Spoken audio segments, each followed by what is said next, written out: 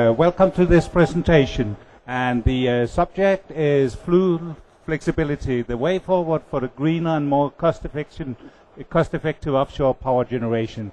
When we talk about power generation, it has normally been, let us say, an area where the gas turbines have been dominating, especially when we talk about larger power generation units. But during the last couple of years, we have actually developed a new and cost-effective way of competing with these, and the new power generation is based on dual-fuel reciprocating engines. And just a little bit about the presentation. We will start with setting the scene before we go in and talk about the dual-fuel technology and its advantages, power plant solution for FPSOs, references and operational experience, and then a case study before we finally wrap it all up in a summary. Power plant fundamentals. What are we actually looking at when we are discussing power plant for offshore use? Of course, it's the fuel flexibility, it's energy efficiency, operational flexibility, low environmental impact, which is a subject that is being more and more important. It has to be a tried and tested concept. There's really no one who want to test out a new, let us say, 80 megawatt power plants for offshore use when we know that the day rate for the lease vessel can be something like $500,000 to $600,000.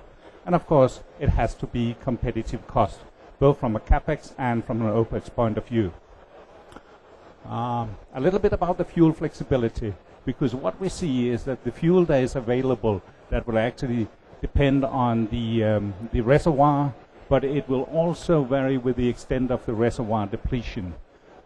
Typically, fuel that could be available is gas, light crude, and also heavy crude oil. And what we actually see today is that many of these new heavy oil fields, there we have very little gas on top, which may be gone in 2 to 3 years' time, and afterwards we only have the heavy crude.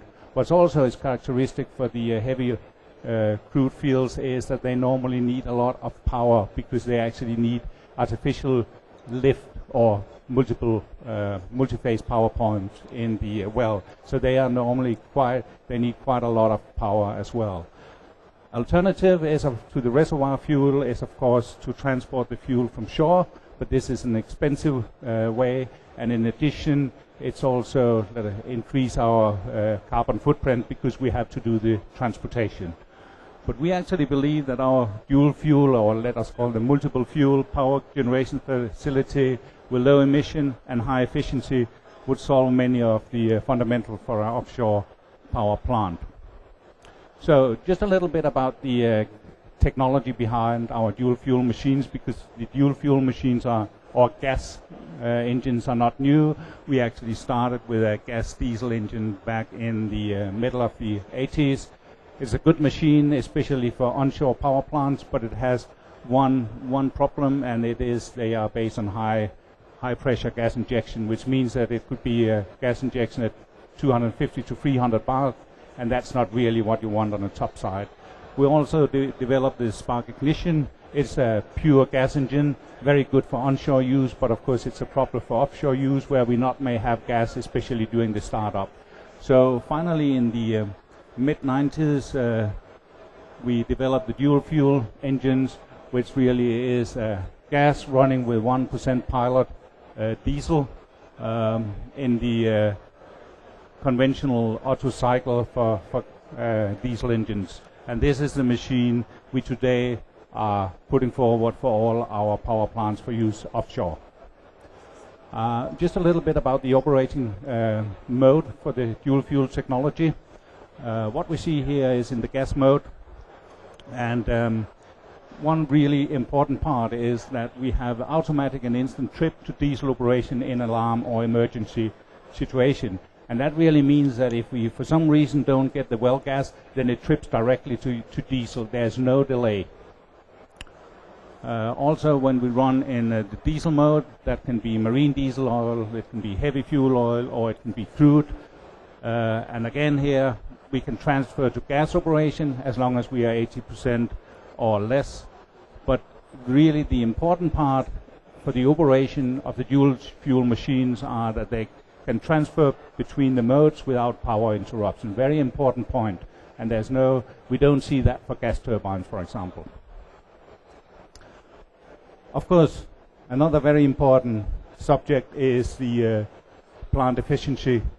And what we see here is a plant efficiency at full output. And we see that we can actually run our big size dual fuel machine up to 48% efficiency, while we know that the gas turbines have much less efficiency. But it's not really the number here that is important. It's not what we are running at full power. It's much more important during the normal operations. And what really is characteristic for our dual fuel reciprocating engines is that we do not have to derate them before we reach approximately 45 degrees.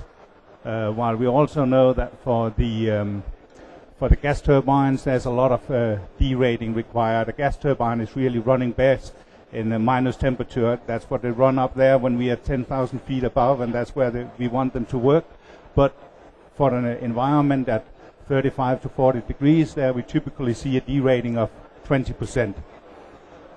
Another thing is that the reciprocating engine really depend very little of the load level. They have nearly the same efficiency for very low level runs, while the gas turbine, they have to be derated, or efficiency is much less at low load levels.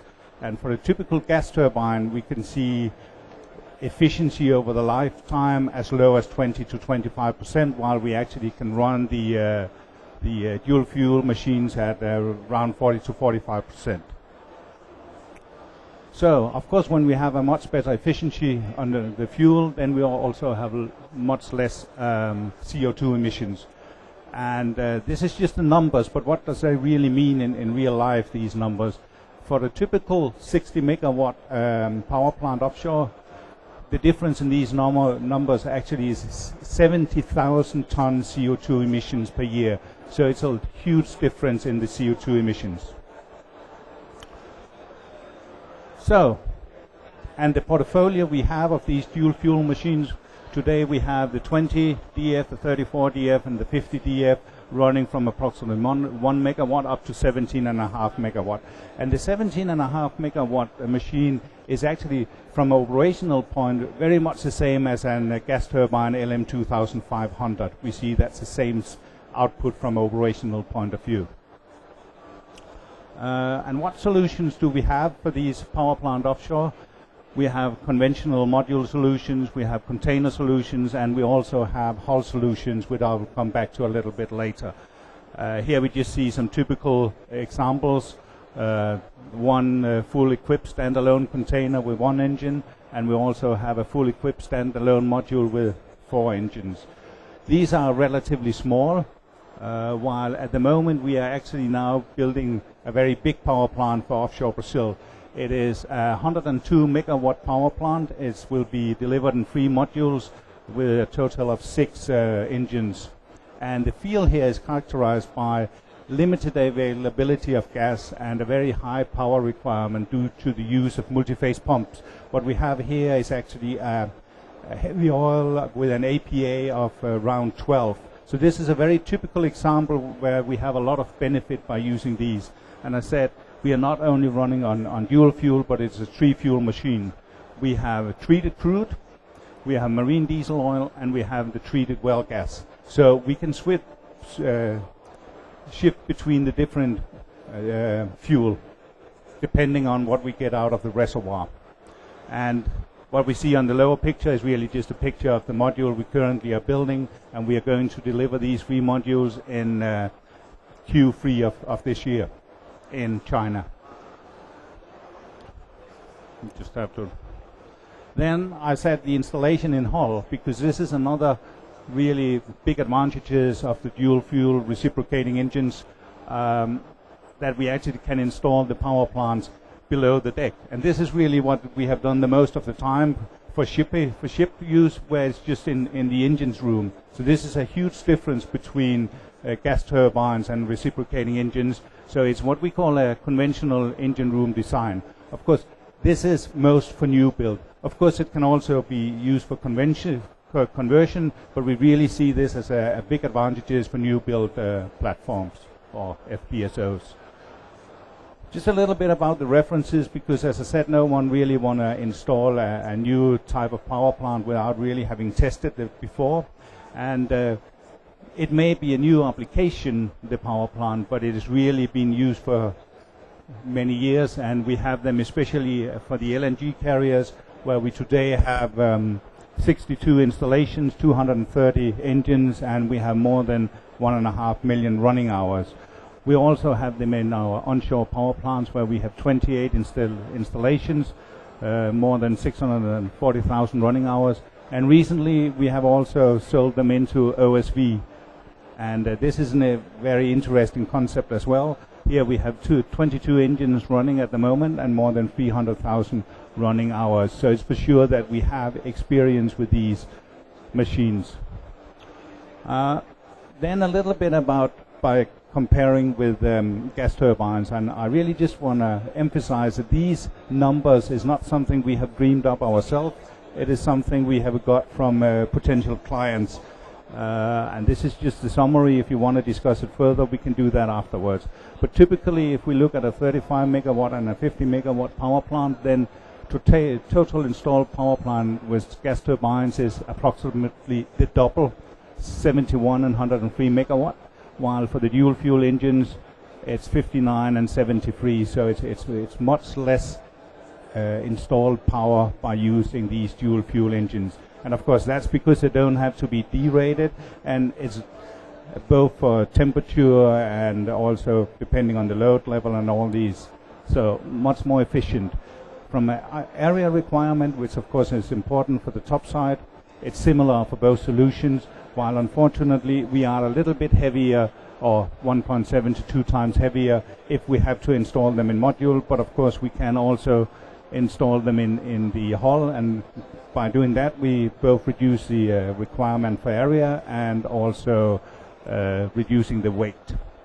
So let us just sum it all up and let us try to answer the questions I put forward when we look at the fundamentals, because what we really see here is that power plant using dual fuel reciprocating engines, they really offer fuel flexibility, energy efficiency, operational flexibility, low environmental impact, tried and tested concept.